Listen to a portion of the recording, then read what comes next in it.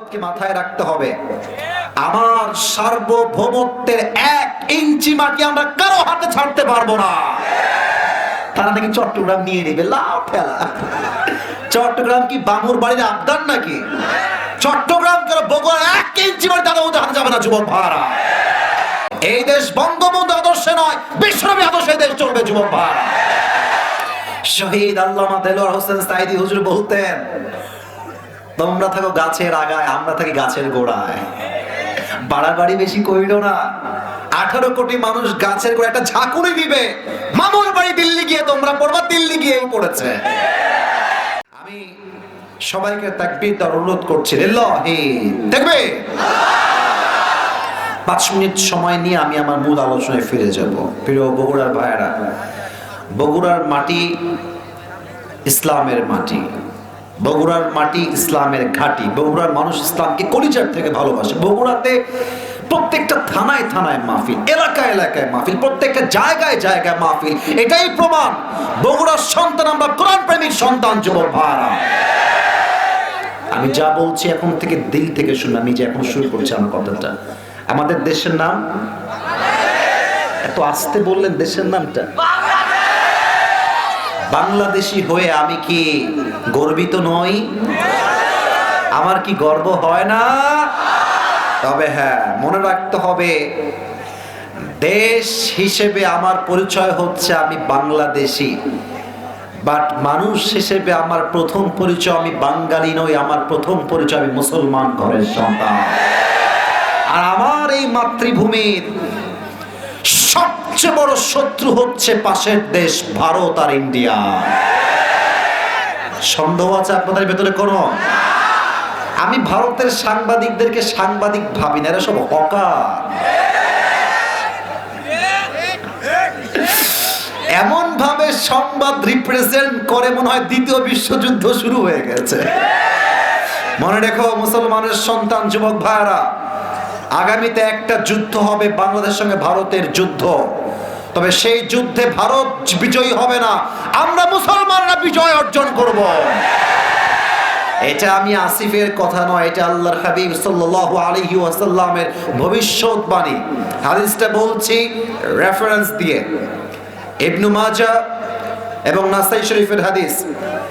আবু হুরায়রা রাদিয়াল্লাহু তাআলা আনহু থেকে বর্ণিত, নবীজি বলেছেন, 2 ধরনের মানুষ আল্লাহর জান্নাতে শহীদি মর্যাদা পেয়ে প্রবেশ করবে। সুবহানাল্লাহ পড়বেন না আপনারা? প্রথম হচ্ছে তারা, এই ছেলেবেলে, হ্যাঁ না তোমরা কত বড়, তোমরা চুপ থাকো, না না না, ভালোবাসার জায়গায় ভালোবাসা, ভদ্রতার জায়গায় ভদ্রতা। দেখো আমি বলি ভালোবাসি বলে যে আমি বিশৃঙ্খলা করব, কথা বলবো না, it's not like that, it's not appreciated. আমাদের কথা হচ্ছে বগুড়ার সন্তান, আমরা ভদ্র ঘরের সন্তান, ভদ্রতা বজায় রেখে আমাদের কথা শুনতে হবে। 2 ধরনের মানুষ শহীদি মর্যাদা লাভ করবে। 1, যারা ঈসা আলাইহিস সালামের সঙ্গে সাথী হয়ে যুদ্ধ করবে, তারা জান্নাতে যাবে শহীদ হয়ে। এবং 2 নাম্বার দল হচ্ছে তারা, একটা যুদ্ধ হবে, তার নাম হচ্ছে গজওয়ায়ে হিন্দ, যেই যুদ্ধ হবে হিন্দুস্তানের সাথে। এই যুদ্ধে যে মুসলমানরা অংশগ্রহণ করবে, রক্ত ঝরাবে, শহীদ হবে, তারাও আল্লাহর জান্নাতে প্রবেশ করবে। আমরা কি সেই কাতারে শামিল হতে চাই না? তবে একটা কথা মনে রাখবেন, আমরা কাউকে আগ বাড়িয়ে মারি না, কাউকে না। শহীদ আবু সাইদ কাউকে মেরেছে? আমার সাথে কথা না বললে ওয়াজ হবে না। মেরেছে? কাউকে আগ বাড়িয়ে গুলি করেছে? আচ্ছা বলেন তো, যখন তাকে গুলি করা হলো, একটা পুলিশ চাইলে তাকে কি বুঝায় শোনায় সাইডে রাখতে পারতো না? কেন গুলি করলো? আল্লাহ বলছে, তোরা বলছিস স্লোগান কোটার সংস্কার চাই, আল্লাহ বলছেন না, কোটা না, পুরো দেশটাই সংস্কার হয়ে যাবে। তা আমরা কাউকে আগে অ্যাটাক করতে চাই না, তবে ভারতকে মাথায় রাখতে হবে, আমার সার্বভৌমত্বের 1 ইঞ্চি মাটি আমরা কারো হাতে ছাড়তে পারবো না। তারা নাকি চট্টগ্রাম নিয়ে নেবে, লাভ ফেলা। চট্টগ্রাম কি বামুর বাড়ির আবদার নাকি? চট্টগ্রাম কেন বগুড়ার 1 ইঞ্চি মাটি তাদের মধ্যে হাতে যাবে না যুবক ভাইরা। এটা আমার মাটি, এটা আমার দেশ। 2 নম্বর কথা, মনোযোগ দিয়ে শুনবেন। শহীদ আল্লামা দেলোয়ার হোসেন সাঈদী হুজুরের নাম শুনেছেন না সবাই? ভয় পাচ্ছেন না কেন? কিসের ভয়? কেউ যদি এখন মাহফিলে বলে হুজুর সাঈদী সাহেবের নাম নিয়েছে, হুজুর রাজাকার, পিঠের চামড়া একটাও থাকবে না। মগের মুল্লুক নাকি মিয়া? ওই দিন শেষ। ওইসব স্লোগান বাদ দেন এখন। এই দেশ বঙ্গবন্ধু আদর্শে নয়, বিশ্বনবী আদর্শে দেশ চলবে যুবক ভাই। শহীদ আল্লামা দেলোয়ার হোসেন সাঈদী হুজুর বলতেন, তোমরা থাকো গাছের আগায়, আমরা থাকি গাছের গোড়ায়। বাড়াবাড়ি বেশি কইরো না। 18 কোটি মানুষ গাছের গোড়ায় একটা ঝাঁকুনি দিবে, মামুর বাড়ি দিল্লি গিয়ে তোমরা পড়বা, দিল্লি গিয়েও পড়েছে।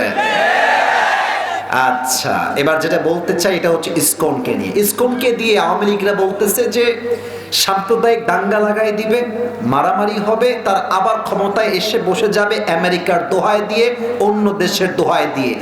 এত সোজা? আচ্ছা, 5 আগস্টের আগে র‍্যাব সরকারের হাতে ছিল না? র‍্যাব দেখেন, আমি গুনছি, দেখেন, র‍্যাব, পুলিশ, বিডিআর, আর্মি অর্থাৎ সেনাবাহিনী, ইভেন তাদের তথাকথিত গুন্ডালি ছিল না? এত কিছু দিয়েও তো আপনি গদি টিকা রাখতে পারেন নাই। এখন তো মামুর বাড়ি দিল্লিতে আছেন, আপনি এত সোজা, আপনি এসে যাবেন, বসে যাবেন, আর আমরা কি সব আঙ্গুল চুষবো নাকি বসে বসে? স্পষ্ট কথা আমাদের, আবার জিহাদ হবে, আবার যুদ্ধ হবে, শহীদ হয়েও আমরা আল্লাহর জমিন, আল্লাহর দ্বীনকে কায়েম করে ছাড়বো যুবক ভাইরা আমার। কারা কারা পোস্টে পত্র হাত তুলে আল্লাহকে দেখায় দাও।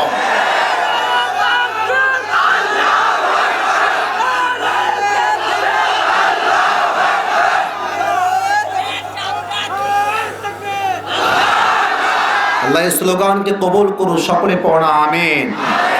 আমি আসিফ কোনো রাজনীতির দলের লোক নই, আমি রাজনৈতিক বিষয়ে খুব বেশি পরিপক্ক নই, বাট আমার কথা যেটা, এটা হচ্ছে আমাদের ইমানের দাবি। আগামীতে এই দেশে কোন নারী নেতৃত্ব আমরা দেখতে চাই না বগুড়ার শেরপুরের ভাইরা। আগামীতে আমরা আমাদের ক্ষমতার মস্তদে শুধু পুরুষ নয়, একজন ইসলামিক পুরুষ বীর বাহাদুরকে দেখতে চাই। আপনারা একমত না দ্বিমত? আল্লাহ আমাদের সবাইকে বোঝার তৌফিক দান করুন, আমিন।